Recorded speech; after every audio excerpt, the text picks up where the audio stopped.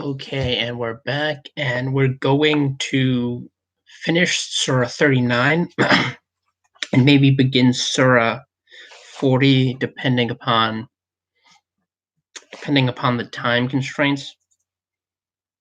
So we ended with the last video with a very cryptic and confusing verse where Allah is said to take the souls at the time of their death and those that die not during their sleep. Then he withholds those on whom he has passed the decree of death and sends the others back till an appointed term. Most surely there are signs in this for people who reflect. And this was just another example I used as an illustration of how how incoherent the Quran is, because you're not certain if you have no supplementary material and you just read this verse, you're not certain if he's referring to purgatory or soul sleep or literally taking people into heaven and then sending them back to earth. That would be the most literal interpretation of the passage, but there's no clarification, and there are no notes in this my copy of the M.H. Shakir translation. So we're just going to move on. And in 44, it says, Allah's is the intercession altogether. His is the kingdom of the heavens and the earth. Then to him you shall be brought back. And when Allah alone is mentioned, the hearts of those who do not believe in the hereafter shrink. And when those beside him are mentioned, lo, they are joyful. So this is this is taken partially from the gospel when Jesus sends out the 70. They cast out demons in his name, and they return to Jesus, and they say joyfully that they're very impressed with this fact, the fact that they're able to cast out demons, that demons tremble and obey the name of Jesus. And this is something that crops up again during the there's something that crops up again later after Jesus's death, and during the ministry of Paul, when a group of charlatans called the Seven Sons of Sceva go around purportedly casting out demons in the name of Jesus and in the name of his apostles, and they find someone who's actually is possessed by demons, and they respond, Jesus I know, and Paul I know, but they don't know these imposters, and of course they embarrass them and send them out screaming, because they don't really have the Holy Spirit. They're just charlatans. So this is something that crops up throughout the New Testament, particularly during the apostolic period and the time of Jesus before his death and resurrection. So the idea of demons or the enemies of God being fearful of the name of Jesus and the power within that name is something that's emphasized throughout the Old Testament, but the New Testament rather. But the problem is that Allah is trying to transpose that power onto Allah just doesn't work, because there's nothing in the Quran that would lead you to believe that Allah is capable of intimidating demons or intimidating the devil or producing miraculous outcomes. Like I said, there's nothing in the Quran. There are no miracles of Allah, and there's certainly no miracles of Muhammad. Muhammad even admits that he's powerless to do anything. When, of course, when the when the man when someone who was blind or was deaf came to Allah, he was irritated. It was the complete opposite reaction when Jesus, he unstopped the ears of the deaf man, he healed the blind, and he healed the paralytic. Whereas Muhammad was unable to do anything, and he felt like he was being cursed by people who are actually came to him with the expectation that he could help them, and he didn't help them. And Muhammad is just a reflection of Allah, because Allah doesn't help anyone. You can read the entire Quran, and Allah doesn't produce any signs and wonders, and He certainly doesn't produce anything that would attest to the prophethood of Muhammad. Hi, Love and Light. Um, so trying to say that when Allah has mentioned the hearts of those who do not believe in the hereafter shrink, I don't think it's very useful. I mean, they're not. First of all, they're not fearful of Allah. They're fearful more more more than likely. They're fearful of Muhammad and the fact that he attacks and kills people who don't subscribe to his new belief system, who don't subscribe to Islam. So they're justifiably afraid of being assaulted or murdered. And this was something that Muhammad did a lot. He had particularly female poets or singers who mocked him, and even an elderly man who ridiculed him. He had them tortured and murdered.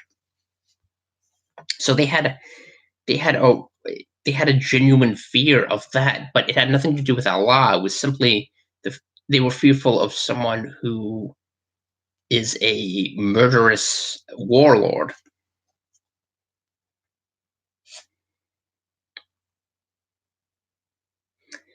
And the evil consequences, and this is 48, of what they wrought shall become plain to them, and the very thing they mocked at shall beset them.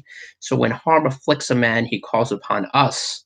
Then when we give him a favor from us, he says, I have, and I'm not changing the pronouns here. This is the actual how the sentence is worded. I've been given it I've been given it only by means of knowledge. Nay, it is a trial, but most of them do not know. Those before them did say it indeed, but what they earned availed them not. So they befell from the evil consequences of what they earned. And as for those who are unjust from among these, there shall befall them the evil consequences of what they earn, and they shall not escape. Do they not know that Allah makes ample the means of subsistence to whom He pleases, and He straightens, and most surely there are signs in this for people who believe. And this is a repeated trope throughout the Quran. Allah does so such and such. And many times he's referring to a biblical account of something that happened during something that occurred in ancient Israel, or a miraculous instance of God, and attributing it to Allah. Or as with the Thamud, he's taking an actual tribe that existed and attributing their disappearance or the destruction of their civilization to Allah. But he's not actually demonstrating that Allah is responsible for any of these adverse outcomes. It's just an assertion not backed up by any sort of evidence. And that's something that you find throughout the Quran. Allah being retroactively inserted into biblical narratives that demonstrate some sort of miraculous attribute of God, and Muhammad is giving Allah credit for that. But you can read the entire Quran and you won't find a single miracle or a single sign that Allah is the true God, or that or that Trinitarianism is false, or that Jesus is not God. In fact, if you read the Quran, you find the person whom they claim to be Jesus, even this fictitious figure, is sinless. He's a great prophet who's sinless and is the Messiah. And Muslims can't really explain to you. If you ask them what they mean by the Messiah, they really can't give you a good explanation of what that means. So you find this throughout the Quran over and over again. And in 53 it says, "Say, O my servants who have acted extravagantly against their own souls, do not despair of the mercy of Allah. Surely Allah forgives the faults altogether. Surely He is the forgiving, the merciful," and these are capitalized. And so you have him describing the mercy and compassion of Allah in the same breath, or a few breaths after, describing how it's impossible for people who are backslidden or rejecting Allah to be reconciled to Allah. It makes no sense. You have these verses in the Quran that directly contradict each other within the same surah. And the idea that God is going to be merciful if you are backslidden, or if you resist Allah but then come back, that's simply refuted by the assertion that Allah doesn't forgive, and that He'll send these people to hell, and on the day of resurrection they'll be wailing and gnashing their teeth over the fact, and denying the fact that they ever forsook Allah. So there are these two concepts that are completely at odds with one another. And Muslim apologists will expect you to synthesize these two diametrically opposed ideas and somehow come to the conclusion that the Quran is still a divinely created book.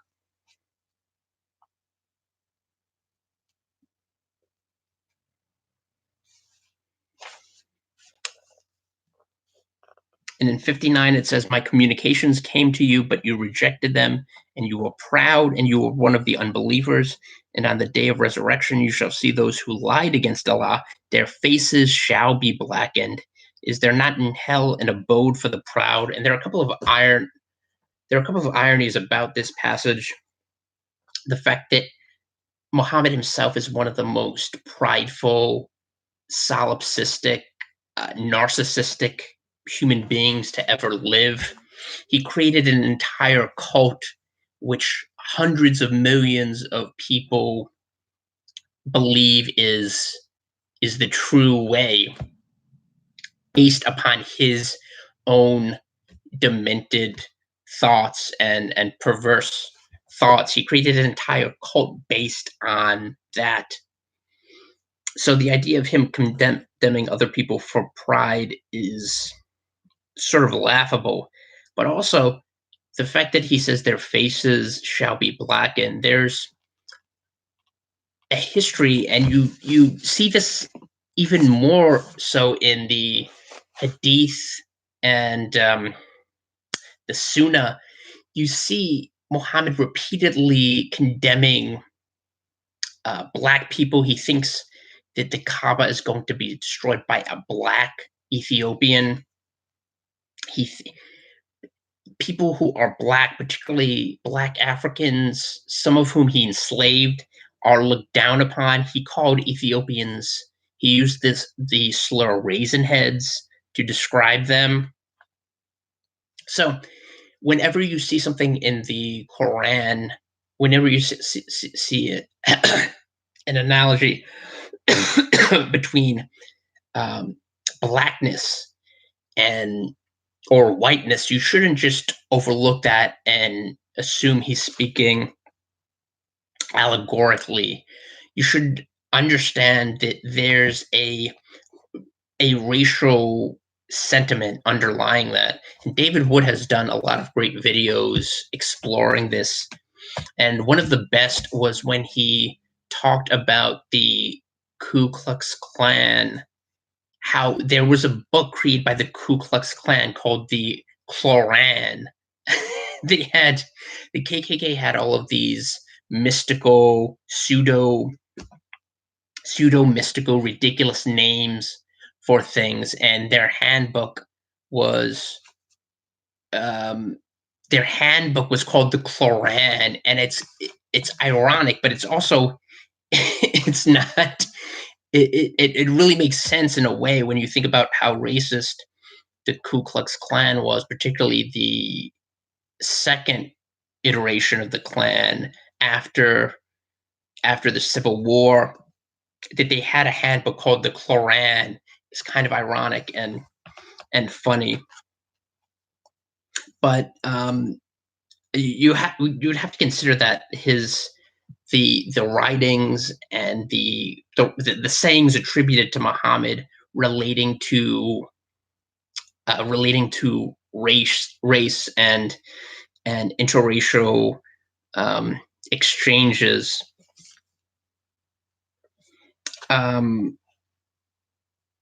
So we go down, and in 65 it says, and certainly it has been revealed to you and to those before you. Surely if you associate parentheses with Allah, your work would certainly come to naught, and you would certainly be of the losers. Again, that's another recurring trope in the Quran. You don't want to be You'll be of the losers, or you are the losers. I'm surprised he doesn't use the phrase the biggest loser in the Quran, because that's something that's repeatedly emphasized almost to to, to to meaninglessness. It's just basically an insult without any real power. And certainly it has been revealed to you and those before you. Nay, but fear Allah alone and be of the thankful. And they have not honored Allah with the honor that is due to him. And the whole earth shall be in his grip on the day of resurrection, and the heavens rolled up in his right hand. Glory be to him, and may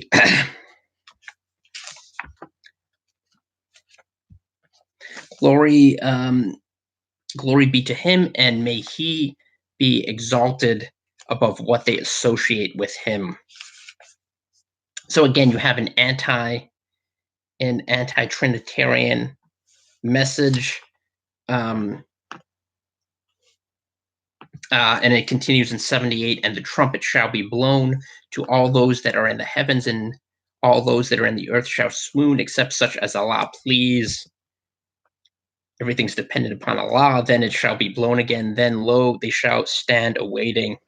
And this is a reference to the idea of the trump signaling. And I'll just go to 1 Corinthians 16:52, I believe.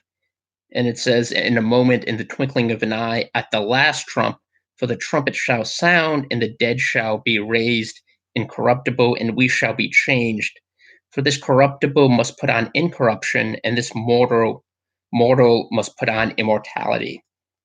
So when this corruptible shall have put on incorruption, and this mortal shall have put on immortality, then shall be brought to pass the saying that is written, death is swallowed up in victory. O death, where is thy sting? O grave, where is thy victory? The sting of death is sin, and the strength of sin is the law. And again, so Paul emphasizes the fact that that sin, the only reason, what's bolstering sin is the law, and the trying to live by the law. And this is one of the main issues with Islam, they're essentially burdening people with a curse because it's a purely, even if religion was based upon the actual law, the Mosaic law, instead of this random combination of edicts from Judaism and from other sources and ones that Muhammad created himself.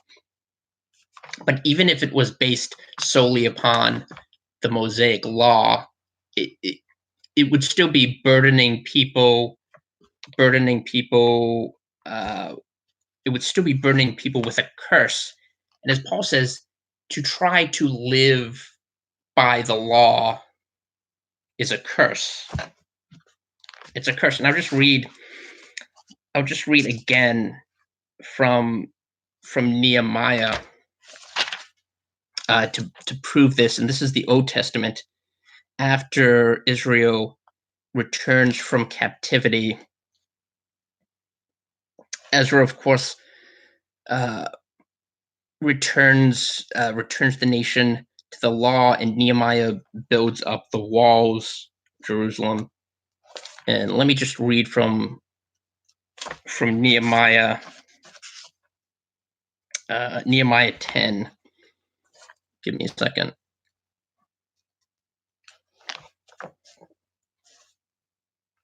They clave, and this is the description of of the Jews who had returned, and the rest of the people, the priests, the Levites, the porters, the singers, the Nethinims, and all they that had separated themselves from the people of the lands unto the law of God, their wives, their sons, and their daughters, everyone having knowledge and having understanding, they clave to their brethren, their nobles, and entered into a curse. And watch this, and into an oath to walk in God's law, which was given by Moses, the servant of God, and to observe and do all the commandments of the Lord our God, and his judgments and his statutes. So in other words, they're entering into a curse by virtue of the fact that they're promising that even though they had broken God's law and violated it and been so disobedient that that as a nation they were destroyed and then sent into exile. They're promising that this time they'll be able to keep the law. And it's described here in Nehemiah in the Old Testament as a curse, what they're doing. And this, of course, is what Paul said, that the people who are bound by the law are bound by a curse. And he emphasized this in his epistle to the Galatians, that the Jews who, particularly the Jews, he brings this up in the epistle to the Galatians and the epistle to the Hebrews, and in that he uses an illustration of he uses the illustration of Hagar, who had the son Ishmael, and he was the son of the bondwoman. In other words, Abraham's slave, and they're turning back onto they want to be the children of the slave, and they're essentially shackling themselves rather than when they actually are the children of the free woman of Sarah, Isaac, Sarah, and Abraham's first begotten son. They're the son that they were promised by God before they decided to disobey him and try to achieve this promise by themselves. So I mean, that's a bit of a tangent, but I just wanted to bring that up because it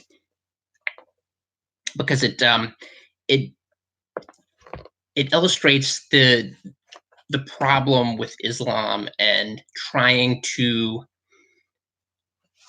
trying to impose a set of burdens on its adherents. And someone, Vocab Malone, played a clip of a Muslim vlogger who was watching an episode of Muhammad's Boom Boom Room, and that's not really pertinent to the story. But at one point in the video, he says, I, I think I'm going to hell, or I might be going to hell just because I broke all of these laws. And the thing is, Muslims, even if they tried to, first of all, it would be impossible to adhere to everything in the Quran because there's so much of it that is contradictory.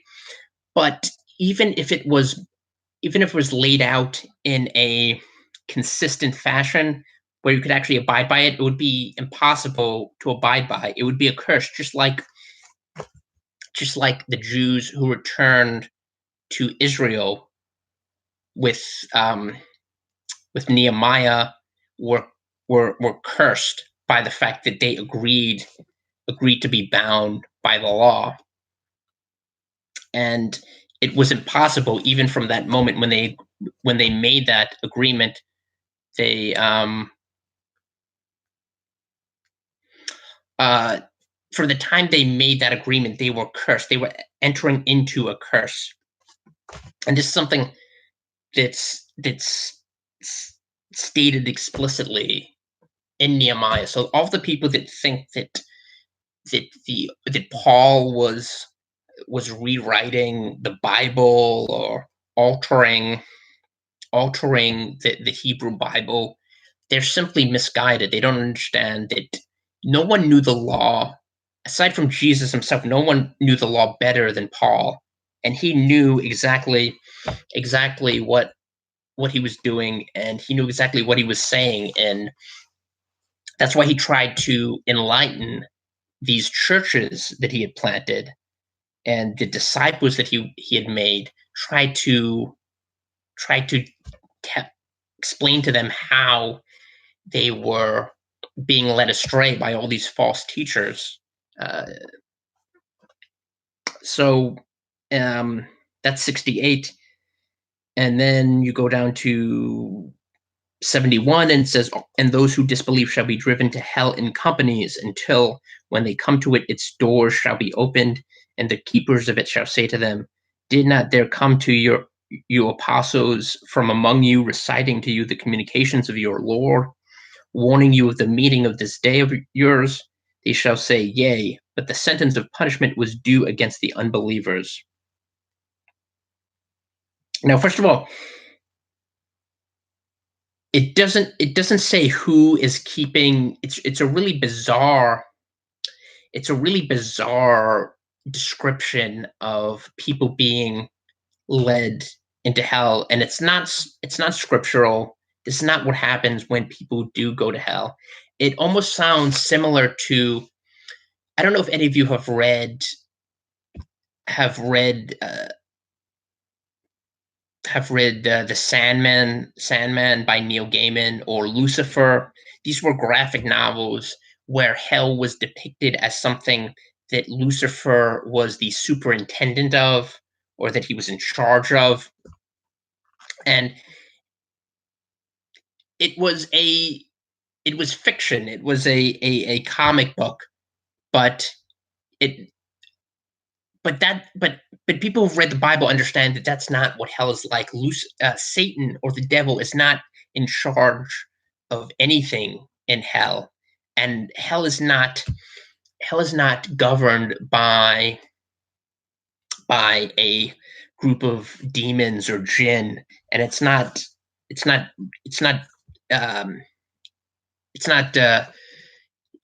the devil isn't the superintendent of hell. This is just a fictional understanding of what hell is like, and it completely contradicts what the Bible. But here, the way he's describing hell here, it almost sounds like sound like there's a tour